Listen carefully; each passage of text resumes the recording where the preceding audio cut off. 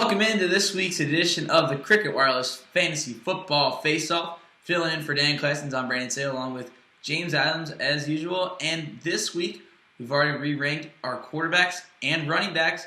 We're going to re-rank the wide receivers, starting in tiers. And James, you have one tier for one guy who's really putting himself atop the wide receivers in fantasy football so far this year. Yeah, it's crazy, Brandon. When we did the season beginnings rankings, that's exactly how I had it. One guy, head and shoulders above the rest. Just so happens we had the wrong guy there. It was Calvin Johnson to start the year, but he's not the man that separates himself from the rest of the group. It's A.J. Green. In a non-PPR, he's tied with Victor Cruz for the most points so far this season. He's had his bye week already and a terrible week the week before. Victor Cruz bye week's still coming. So for me, A.J. Green is the man to own, regardless of the Bengals' problems running the football. The fact there's really not another option, they still find him in the passing game. So A.J. Green right now is without a doubt the number one man. He stands alone in that top tier.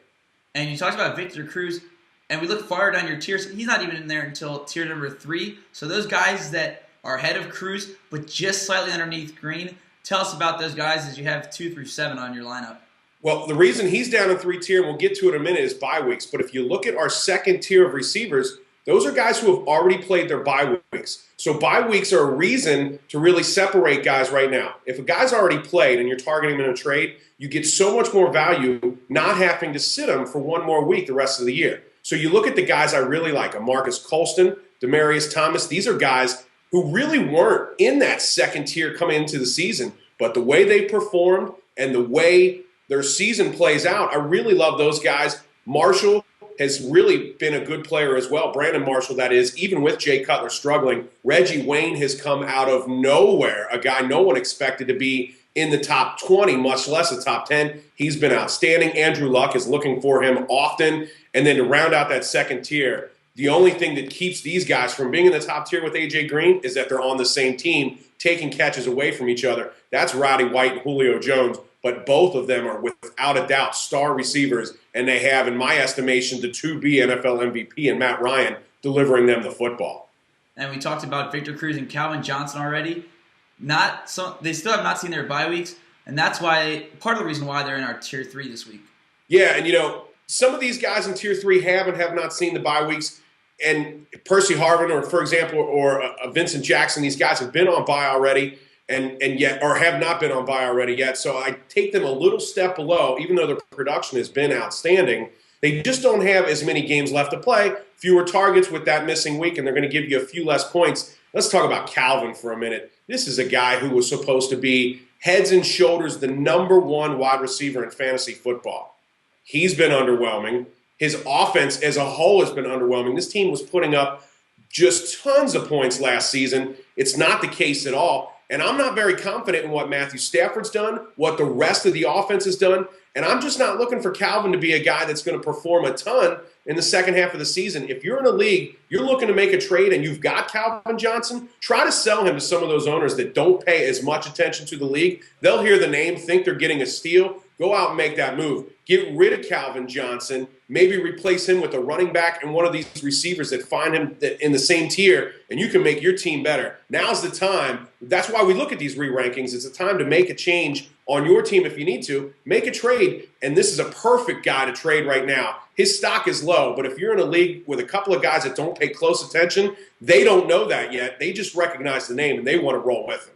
Right, and so these are probably your top 12 are the wide receivers 1s, maybe a 2 if you get lucky and have 2 of those guys on your teams. Now let's take a look at those last couple tiers where you start getting into wide receiver 2 and 3, starting with Steve Smith. Yeah, Steve Smith is a guy who has been good on given weeks but hasn't found the end zone very much. He's obviously very tied to the struggles that Cam Newton has had thus far this season. But Steve Smith, he's undersized, but he's gotten the job done for years. If you're not careful, Steve Smith's going to be in the Hall of Fame soon with the number he puts up. So I got to keep him up there, even though he's been a little bit underperforming. The guy right below him, Denarius Moore, he could have wide receiver 1 numbers for the rest of the year.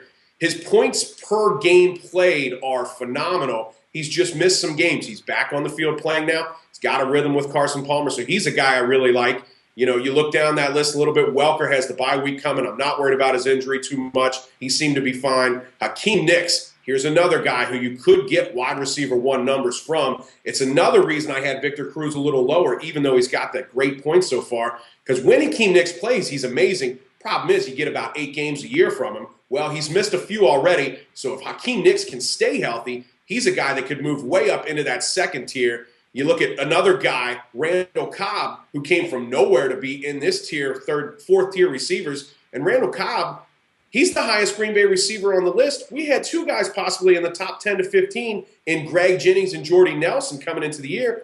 Nelson got hurt and missed last week. Jennings has been hurt a little bit. If I knew those guys were going to be out for the rest of the year, I'd have Randall Cobb even higher. The only thing that tempers my expectations with him is the number of targets for the rest of the year if those guys come back. And, looking at some of the other guys, Eric Decker's starting to have a nice year. The matchups look great for them moving forward. Miles Austin has emerged as the number 1 receiver in Dallas, not Dez Bryant. He's a guy I like as well in that tier. All good options out of that 4th tier as a wide receiver, too. Moving into your last tier, the 5th tier, starting with a guy, tremendous story so far, Torrey Smith. Yeah, no doubt. Very emotional game. He scores the 2 touchdowns after the death of his brother. But, take that aside, Torrey Smith was still a guy. We love the talent coming to the year. Joe Flacco's kind of found a rhythm with him. He's got his bye week going already, too, so now you're ready to move forward with him. Don't have to miss. And he's got great big playability. Shares the balls with Anquan Bolden a little bit. Smith, the guy to own in Baltimore. Mike Wallace, a guy we didn't like a ton coming into the season. He was holding out. Well, unlike Maurice Jones-Drew, whose holdout potentially caused him to get hurt, it does happen to players when they miss the preseason. Mike Wallace has been good so far. Steve Johnson, another guy on that list who's nice filling at wide receiver 2. He's obviously very up and down depending on what Fitzpatrick does. In a good week, he blows up. In a bad week, he's not always there. That's why I keep him a little lower. Brandon Lloyd seemed to emerge this weekend as a touchdown target. Still didn't get a lot of catches in the game. Love the scoring, and I think Tom Brady only gets better with him as Welker gets more into the option, takes pressure off of Brandon Lloyd. And, of course, now Brandon Lloyd's been with the team a little bit longer. And the last 2 guys on this list are guys going in opposite directions. Macklin had a bad start to the year, but I think he is about to flourish. And the guy above him, Andre Johnson, some people had him in the top 5 coming into the year. I had him at number 10, didn't want him. And to be honest, 10 was too high. Andre Johnson, just not getting the looks. The Houston offense is not built around throwing the football first. Andre Johnson in a different offense could still be a top-tier receiver, but not the way Houston's playing football this year. So he's a guy, again, you talk about trading. If you got somebody in your league that's not paying close attention, it's a name that will ring out to them. You can try to offer him and get something way more valuable than what you should with owners that don't pay close attention. Yeah, it sucks with Andre Johnson when you got Arian Foster, great running back there in Houston. And that's really what you said, they run first.